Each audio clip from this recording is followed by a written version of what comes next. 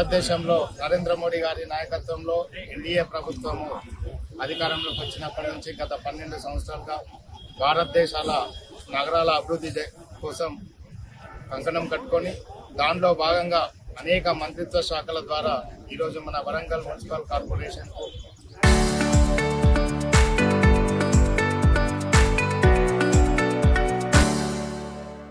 గత 12 సంవత్సరాల నుంచి అనేక స్కీమ్ల ద్వారా మన కోట్ల రూపాయల నిధులు రావడం జరిగింది. అన్నీ ఉన్నా అల్లున్నోట్ల శని అన్నట్టుగా కేంద్ర ప్రభుత్వము గతంలో 10 సంవత్సరాలు పాలించిన బీఆర్ఎస్ ప్రభుత్వం, ఇప్పుడు పాలిస్తున్న రేవంత్ రెడ్డి కాంగ్రెస్ ప్రభుత్వం కేంద్రం నుంచి వచ్చిన నిధులను సరైన సమయానికి ఖర్చు పెట్టకుండా, యూసీ సర్టిఫికెట్స్ ఇవ్వకుండా ఈ వరంగల్ మున్సిపల్ కార్పొరేషన్ నుండి అనేక నిధులు వెనుకకు వెళ్ళడం జరిగింది. ఈరోజు వరంగల్ నగరానికి 3 schemes Uday, Amrit, smart city పథకాల ద్వారా అనేక కోట్ల రూపాయలు ఈ నగరానికి కేంద్ర ప్రభుత్వం నరేంద్ర మోడీ గారి నాయకత్వంలో మంజూరై రావడం జరిగింది. దాంట్లో భాగంగా ఉదయ్ పథకం కింద 42 కోట్ల రూపాయలు మన మహానగరానికి వస్తే ఆ 42 కోట్ల రూపాయలతోని వరంగల్ యొక్క చారిత్రాత్మకమైన కట్టడాలను సుందరీకరణ చేసుకోవడం, ఖర్చు పెట్టుకోవడం జరిగింది. అక్కడ ఫసాడ్ లైటింగ్ కోసం ఖర్చు పెట్టుకోవడం జరిగింది. అదేవిధంగా భద్రకాళి చెరువు ట్యాంక్ బండ్ కోసము దాదాపు 30 కోట్ల రూపాయల దాకా ఉదయ స్కీమ్ కిందనే మనం ఖర్చు పెట్టుకోవడం జరిగింది. వాటితో పాటు ప్రసిద్ధిగాంచిన పద్మాక్షమ్మ దేవాలయము, జైన్ దేవాలయం యొక్క మరమ్మతులు, అభివృద్ధి, భక్తులకు ఎలాంటి ఇబ్బందులు లేకుండా చేసుకున్న ఏదైతే అభివృద్ధి కార్యక్రమం ఉందో అవన్నీ కూడా కేంద్ర ప్రభుత్వం ఇచ్చిన ఉదయ్ పథకం 42 కోట్ల రూపాయలు. అదేవిధంగా అమృత్ స్కీమ్ ద్వారా వచ్చిన నిధులు మన వరంగల్ గ్రేటర్ మున్సిపల్ కార్పొరేషన్కి 630 కోట్ల రూపాయలను మనం అమృత్ స్కీమ్ ద్వారా ఈ కార్పొరేషన్కి తెచ్చుకొని ఖర్చు పెట్టడం జరిగింది. ఈ 630 కోట్ల రూపాయలను ప్రధానంగా ఇక్కడ ఉన్న పాలక వర్గము కొన్ని పనులు చేసి, కొన్ని పనులు చేయకుండా నిధులు వెనుకపోయినవి ఉన్నాయి. దాంట్లో ప్రధానంగా జరిగిన పనులు మనం ఒకసారి ఆలోచన చేసుకుంటే, ఈ మహానగర పరిధిలో ఉన్న 66 డివిజన్ల విలీన గ్రామాలకి త్రాగునీరు ఈరోజు ప్రజలు తాగుతున్నారు. ఆ విలీన గ్రామాలు అంటే నరేంద్ర మోడీ గారు అమృత్ స్కీమ్ కింద ఇచ్చిన పథకాలు, నిధులు. ఆ నిధుల ద్వారా 30 వాటర్ ట్యాంకులను మనం నిర్మించుకోవడం జరిగింది. దాదాపు 42 కిలోమీటర్ల మేర ప్రధాన త్రాగునీరు యొక్క పైప్ లైన్లు, పెద్ద పైప్ లైన్లను 42 కిలోమీటర్లను ఈ నగరంలో మనం చేసుకోవడం జరిగింది. అదేవిధంగా డిస్ట్రిబ్యూషన్ పైప్ లైన్ దాదాపు 980 కిలోమీటర్లు ఈరోజు ఈ మహానగర పరిధిలో మనం మంచినీళ్ళ కోసం ఖర్చు పెట్టుకున్న డబ్బులు కేంద్ర ప్రభుత్వం నరేంద్ర మోడీ గారు ఇచ్చిన అమృత్ పథకంలోని 630 కోట్ల రూపాయలని ఈరోజు ఈ మీడియా మిత్రుల సాక్షిగా వాళ్ళ ముందు ఈ వరంగల్ గ్రేటర్ మున్సిపల్ కార్పొరేషన్ ప్రజలందరికీ ఈరోజు మనం తాగుతున్న నీరు అంటే అది కేంద్ర ప్రభుత్వం ఇచ్చిన బడ్జెట్తోని. మరి ఆ బడ్జెట్తోని అభివృద్ధి పనులు చేసుకున్నాం. కానీ మెయింటెనెన్స్లో ఒక మంచి కలుషితమైన నీరు లేకుండా మంచి త్రాగునీరు ఇచ్చే చేతగాని గత 10 సంవత్సరాల బీఆర్ఎస్ ప్రభుత్వం, ఇప్పుడున్న 2 సంవత్సరాల రేవంత్ రెడ్డి కాంగ్రెస్ ప్రభుత్వం, ఇక్కడ మంత్రిగా ఉన్న కొండా సురేఖ గారు ఈ మున్సిపల్ కార్పొరేషన్లో ఉన్న 24 డివిజన్లకు ఆమె మొత్తం కూడా పట్టణంలో ఉన్న మంత్రివర్యులు కనీసం ఇక్కడ ప్రజలకు మంచి నీళ్లు కూడా ఇచ్చే పరిస్థితి లేదు. మనం చూసాం కాశీబుగ్గలో బిందెలతోనే అక్కడ మహిళలందరూ కూడా ఆ కలుషితమైన నీరుని తీసుకొచ్చి ధర్నా చేసిరు. అన్ని పత్రికలలో, అన్ని మీడియాలో కూడా వచ్చింది. అంటే కేంద్రం డబ్బులు ఇచ్చినా కూడా వాటిని ప్రజలకు మౌలిక సదుపాయాలు కల్పించడంలో ఈ 2 పార్టీల ప్రభుత్వాలు విఫలమైనవి అనేది మీ దృష్టికి తీసుకొస్తుంది. ప్రజలు కూడా ఇది గ్రహించారు.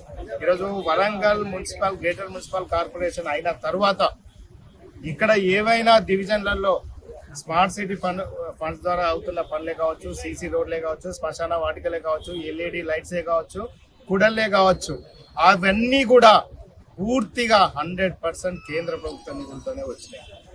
కేసీఆర్ ఈ మున్సిపల్ కార్పొరేషన్కి చేసింది ఏం లేదు. హరితహారం పేరు చెప్తూనే వచ్చిన నిధులన్నింటినీ కూడా అప్పటి మేయర్, ఎమ్మెల్యే నన్నపనేని నరేందర్ బ్యాగులలో తీసుకుపోయి సంతోష్కి, కేటీఆర్కి ఇచ్చిన చరిత్ర మనకు తెలుసు. ఈ 2 సంవత్సరాలలో కాంగ్రెస్ ప్రభుత్వం కూడా ఇక్కడ ఉన్న ఇన్ఛార్జి పొంగులేటి శ్రీనివాస్ రెడ్డి గారు మొట్టమొదటి స్మార్ట్ సిటీ ఫండ్స్ తోని కాంట్రాక్టర్ అయిన బీఆర్ఎస్ ప్రభుత్వంలో మనము విజయ టాకీస్ రోడ్డే అనుకోవచ్చు. అదేవిధంగా భద్రకాళి టెంపుల్ మున్సిపాలిటీ నుంచి వెళ్ళే ఈ భద్రకాళి బండి దగ్గర ఉన్న ఈ స్మార్ట్ సిటీ కాపువాడ బ్రహ్మణవాడకు సంబంధించి కనెక్టివిటీ రోడ్డే అనుకోవచ్చు. అదేవిధంగా షాంపేట నుంచి పద్మాక్షమ్మ గుట్టకు పోయండి, మొట్టమొదటి స్మార్ట్ సిటీ ఫండ్ల ద్వారా వచ్చింది.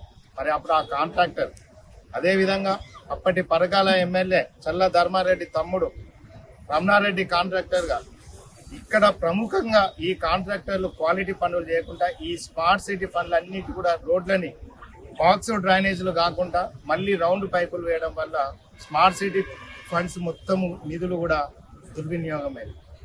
ఈరోజు మనం పక్కకున్న కరీంనగర్ చూడండి. ఈరోజు కరీంనగర్లో మున్సిపాలిటీ మీద భారతీయ జనతా పార్టీ జెండా కైవసం చేసుకున్నదంటే అక్కడ బండి సంజయ్ గారి యొక్క పని చూడండి. ఒక రోడ్డు ఉంటే రోడ్డు మధ్యలో డివైడర్, రోడ్డు తర్వాత ఫుట్పాత్, దానికి ఒక ఫుట్పాత్ ఎవరైతే నడుచుకుంటూ పోయే వాళ్ళకు సేఫ్టీ కోసం ఒక ఎస్ఎస్ స్టీల్ రైలింగ్, తర్వాత గ్రీనరీ, స్మార్ట్ పోల్స్, ఇవన్నీ కూడా యాజ్ పర్ సిస్టంలో స్మార్ట్ సిటీలో ఈ విధంగా వర్క్ కావాలి. మరి మన వరంగల్లో ఉన్న గతంలో పాలించిన బీఆర్ఎస్, మళ్ళా కాంగ్రెస్లోకి వచ్చిన బీఆర్ఎస్ ఎమ్మెల్యేలు, మంత్రులు, ఇక్కడ కొండా సురేఖకు మరి అవి కనిపించట్లేదు. ఈరోజు కరీంనగర్ ప్రజలు భారతీయ జనతా పార్టీని ఎందుకు వాళ్ళు హక్కున చేర్చుకున్నారంటే ఆ కరీంనగర్ పట్టణంలో దాదాపు 14,000 కోట్ల వరకు కూడా కేంద్ర ప్రభుత్వంతో స్మార్ట్ సిటీ పనులు అనుకోవచ్చు, ఎంపీ ఫండ్స్ అనుకోవచ్చు, బండి సంజయ్ గారు చేసిన అభివృద్ధి అనుకోవచ్చు. మరి ఈరోజు వరంగల్ మున్సిపల్ కార్పొరేషన్లో గతంలో 10 మందిని గెలిపించిన ఈ ప్రజలను మేము కోరుకుంటున్నాం. ఇక్కడ ఒక్క ఎమ్మెల్యే లేరు, ఒక్క ఎంపీ లేరు, కానీ నరేంద్ర మోడీ గారు ఈ వరంగల్ మున్సిపల్ కార్పొరేషన్కి 1,000 కోట్ల రూపాయల్లో అభివృద్ధి చేయడం జరిగింది.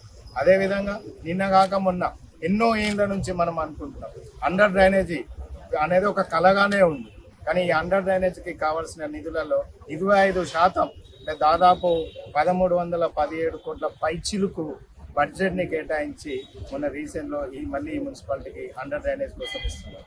ప్రతి వర్షాకాలంలో మనం చూస్తున్నాం ఈ వరంగల్ ప్రధాన చారిత్రాత్మక కాకతీయులు పాలించిన ఈ నగరం ఇంకా ముంపు ప్రాంతంగానే ఉంది. ఎన్నో కాలనీలలో ప్రజలు వర్షాకాలం వస్తే బిక్కుమంటూ వాళ్ళు అక్కడ నివసిస్తున్నారు. అలాంటి ముంపు ప్రాంతాల నుండి బాధల పడాలి అంటే అండర్ డ్రైనేజ్ అనేది చాలా అవసరం. దానికి కేంద్ర ప్రభుత్వం 25% అర్బన్ డెవలప్మెంట్ ఛాలెంజ్ కింద 25% ఇవ్వడం జరిగింది. కాబట్టి వారిని ఇవన్నీ అంటే గత 12 సంవత్సరాల నుంచి కేంద్ర ప్రభుత్వం వరంగల్ అభివృద్ధి కోసం ఖర్చు పెడుతున్న నిధులు అన్నిటి కోసం కూడా ఈరోజు మేము కృతజ్ఞత తెలియజేయడం కోసం నరేంద్ర మోడీ వారికి Warangal municipal corporation main door దగ్గర వారికి పుష్పాభిషేకం, పాలాభిషేకం చేసి మేము ఈ వరంగల్ ప్రజల నుండి వారికి ధన్యవాదాలు, కృతజ్ఞతలు చెప్పే కార్యక్రమాలు చేపట్టడం జరిగింది. ఒకసారి ప్రజలు ఆలోచన చేయాలి, మళ్ళీ ఎన్నికలు ఈ మున్సిపల్ కార్పొరేషన్లో జరుగుతుంది.